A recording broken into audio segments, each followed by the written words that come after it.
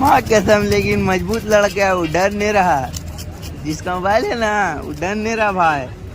कोई लेडीज उडीज रहता ना हार्ट अटैक कर जाता, जैसे कर रहे हम लोग, वो भी बेचारा अपने से भी कर रहा है।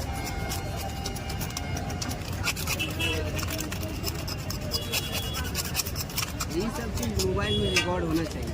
हाँ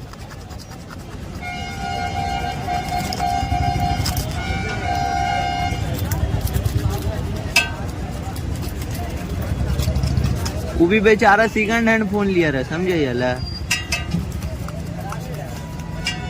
15,000 में सेकंड हैंड लिया रहे वाला 11R।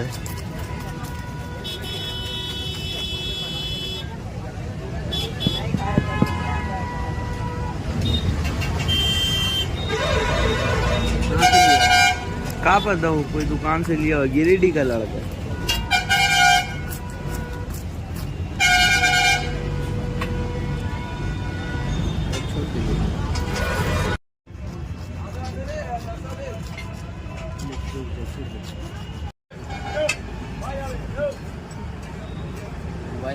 मोबाइल और हाथ